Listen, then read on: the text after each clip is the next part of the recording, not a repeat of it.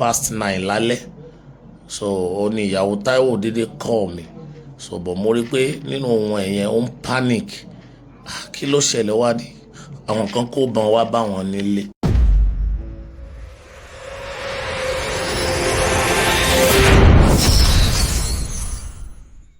Mo kí gbogbo ẹ̀yin olólùfẹ́ ìkànnì ti Obas TV nílé lóko lódò àti ní ẹ̀yìn odi.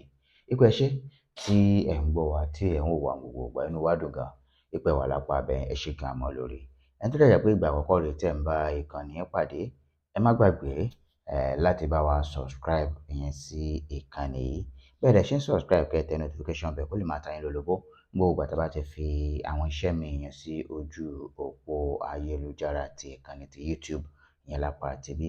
Lénìí ọ̀rọ̀ kan àbí kí ní fọ́nrán kan ni mo rí lójú òpó ayélujára níbi tí Sakeni Adegbodo tí wọ́n ti ń sọ̀rọ̀ ìyẹn nípa ìṣẹ̀lẹ̀ tó ṣẹlẹ̀ yẹn ní ilé ọ̀dọ̀ wọn ní bó ṣe jẹ́ pé àwọn kan wọ́n wá láti wá ká àwọn fámílì wọn mọ́lé. Wọ́n ní lóòótọ́ lọ́jọ́ tá à ń sọ̀rọ̀ yìí pé àwọn ò sí nílé, àwọn wà ní ìrìn àjò lọ́jọ́ yìí pé àwọn kan ṣáà rí tí ìpè ń dún lọ́tùn lósì. Nígbà táwọn máa wojú aago àwọn wá rí pé ilé náà ti ń pe àwọn. Àwa ṣé kò sí, wọ́n bá bẹ̀rẹ̀ sí ń kálàyé ìyẹn láti lé pé àwọn kan náà wọlé wá tán daṣọ bojú tán kó bọn dání àwọn nǹkan ìjà olóró.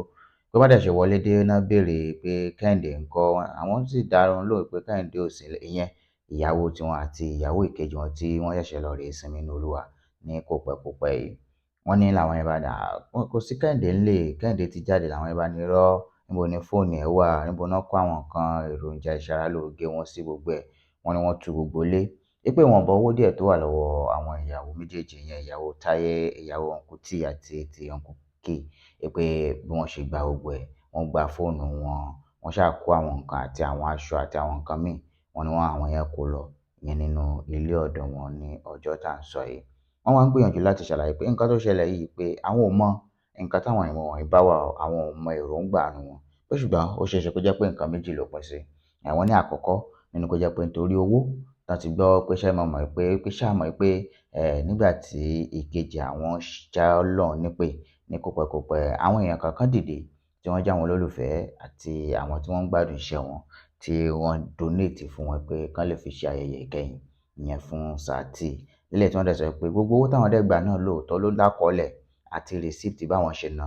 Eléyìí tán ná sílé, eléyìí tán ná láti fi ṣe ayẹyẹ àti ayẹyẹ ìbúọlá ìkẹyìn ìyẹn fún ìkejì wọn pé gbogbo ẹ̀ pátápátá ni àwọn ní àkọsílẹ̀ pé so àwọn wò ó pé àwọn wọ̀nyí bóyá nítorí pé owó tán gbọ́ pé àwọn èèyàn dá fáwọn náà fi wò pé okay káwọn wá lọ rèé gbà tí wọ́n bẹ̀ àbí káwọn wá lọ rèé gbà.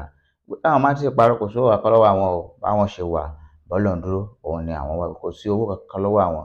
Pé fún ìdí èyí tí ó bá jẹ́ nítorí owó làwọn yẹn fi ń wá torí táwọn bá máa wá kò sówó ńlẹ̀ o pé wọ́n á kàn fìyà jẹ àwọn ìyẹn lórí asán ni. Báwọn dẹ̀ ṣe wà ara àwọn ò gbé ìyà. Pé ṣùgbọ́n nǹkan kejì táwọn tún rò pé tó bá jẹ́ nítorí ẹ̀ pé kò ní dáa o. Ìyẹn ni pé tó bá jẹ́ pé bóyá ó ní ìdí kan tàbí ìkejì bíi pé tó fẹ́ jọ mọ́ pé ká gbẹ̀mí ẹni. Tó bá jẹ́ pé òun náà tó fi wá lẹ́lẹ̀kejì pé pé ìyẹn gangan ni ò ní dáa jù pé at least ó ti yẹ káwọn wọ̀nyí tẹ̀lé láròjinlẹ̀ pé àwọn ṣẹ̀ tí ń ṣọ̀fọ̀ ẹnìkan lọ́wọ́ pé kò ní dáa kí ó tó wá jẹ́ ìpayín kékeré girigiri ni àwọn tó fẹ́ fi dá nǹkan tí ò ṣe ìyẹn sí wọn lára pé àwọn ìdí tó jẹ́ káwọn jáde ìyẹn láti lè polongo kí ètò ààbò tó múyàn kó lè wà lórí àwọn àti àwọn mọ̀lẹ́bí wọn tó pé báwọn ṣe wà àwọn ò ní nǹkan míì lẹ́yìn Ọlọ́run tí àwọn ń ké pè. Ẹ wo ọ̀rọ̀ pọ̀ ńbẹ̀ ẹ jẹ́ kí n sílẹ̀ kẹ́yìn náà gbọ́ ìyẹn látẹnu Sakeni ìyẹn fúnra lára gẹ́gẹ́ bí ọ̀rọ̀ iye bó ṣe ṣẹlẹ̀ ẹ̀yà òun rèé ẹ tẹ́tí kẹ́ gbọ́. Pọ́ìntì tó mú mi ṣe fídíò yìí gangan mi ò kì í ṣe social media person mi ò really like ẹni tó like náà jù tó máa ń ṣe jù ló ti lọ yẹn but torí nǹkan kan tó happen ló jẹ́ kí n wá sí online ló jẹ́ kí n fẹ́ sọ̀rọ̀ tí mo fẹ́ sọ yìí. I think ìgbà tí ká tó bẹ̀rẹ̀ burial planning something so wọ́n organize committee léyìí tí ó jẹ́ pé dáàdì mi Ọláyínká Ọjà àwọn náà head committee yẹn so wọ́n dẹ̀ create a group pé láti béèrè fún support lọ́dọ̀ àwọn èèyàn fún any way tán lè fi support wa so because àwọn yẹn ni ò jẹ́ kójú tì wá so Bàámi Ayéfẹ́lẹ́ dẹ̀ make sure pé àwọn monitor gbogbo nǹkan yẹn dáadáa everything fi lọ bó ṣe yẹ kó lọ. So now but issue kan happen ní alẹ́ ìjẹta mọ́júmọ́ àná because èmi ò sí nílé, mo travel mo lọ sí Ọ̀ṣun state, so around past 9 lálẹ́, so ó ní ìyàwó Táíwò dédé call mi, so but mo rí pé nínú ohun ẹ̀yẹn ó ń panic. Kí ló ṣẹlẹ̀ wá ní àwọn kan kó ìbọn wá bá wọn nílé, pé àwọn 4 ni wọ́n, gbogbo wọn náà dẹ̀ kó ìbọn wá bá wọn nílé, pé wọ́n ṣe wọlé immediately wọ́n kàn bẹ̀rẹ̀ pé ibo ni Kẹ́hìndé wà, yàrá Táíwò tó kú dà, àwọn gold tán lò dà, fóònù Táíwò dà. Wọ́n láwọn sọ pé fóònù Táíwò wà lọ́wọ́ mi, wọ́n ní káàkì ńkọ́. Wọ́n láwọn sọ pé mi ì sílé, mo travel pé kí mọ́tò yẹn náà ni mo gbé lọ nǹkan. Wọ́n sọ pé òkè Kẹ́hìndé yẹn gẹ́gẹ́gẹ́ làwọn wá pé àwọn fẹ́ rí ibo ló wà, yàrá ẹ̀dà.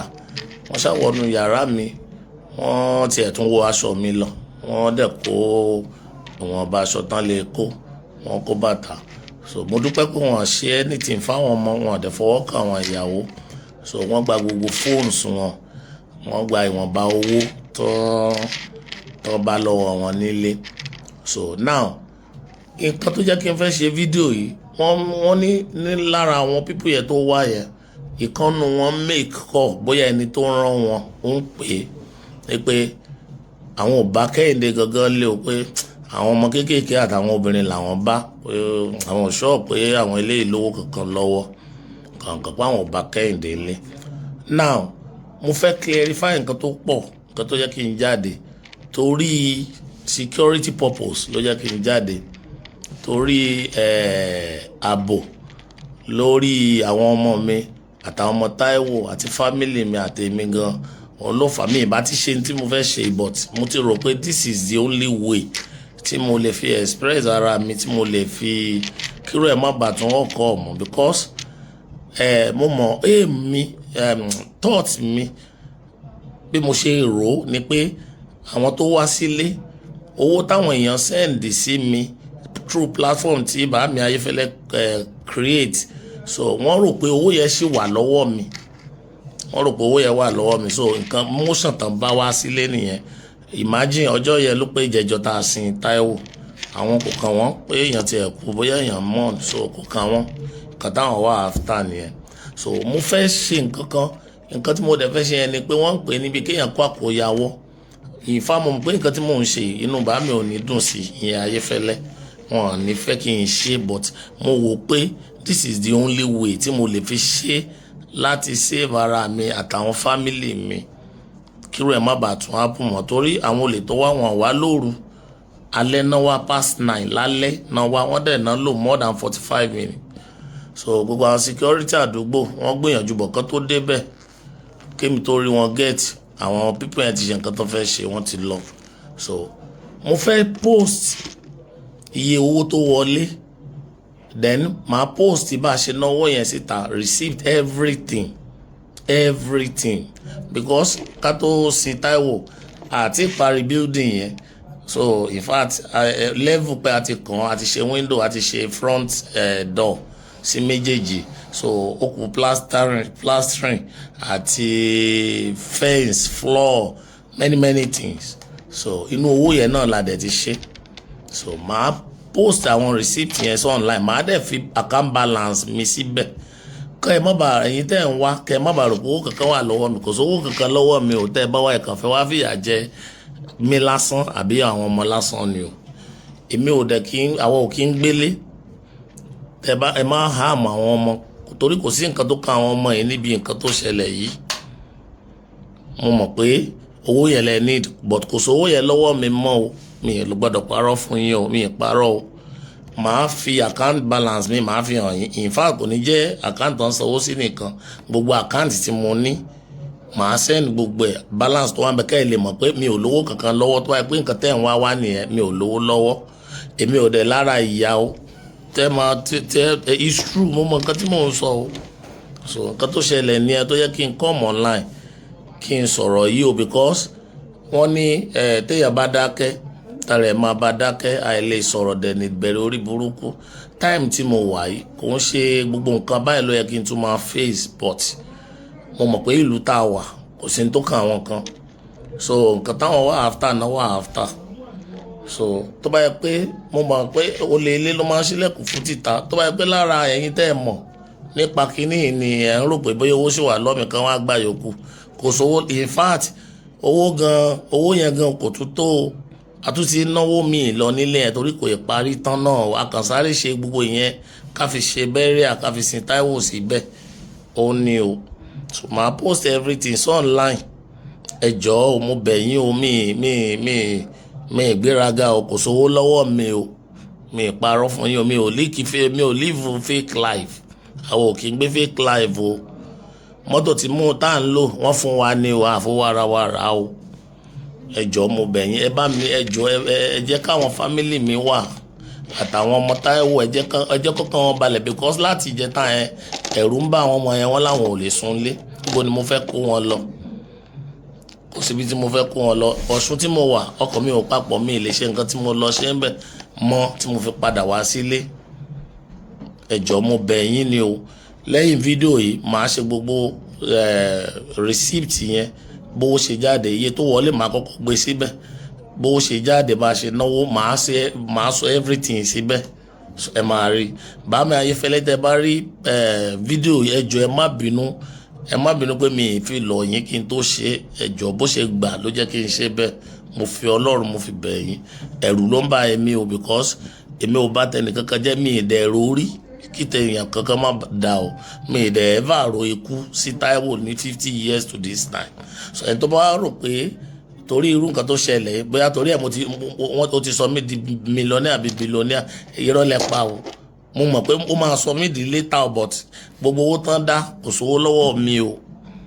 Ó ní mo ní kí n sọ o. Ẹ jọ̀ọ́ o ẹ̀yin èèyàn, ẹ bá mi bẹ̀ wọ́n, ẹ̀bẹ̀ ni mo lè bẹ̀ wọ́n o. Mi ì lágbára kankan o, lẹ́yìn Ọlọ́run lẹ́yìn àdúrà mi ò ní kankan o.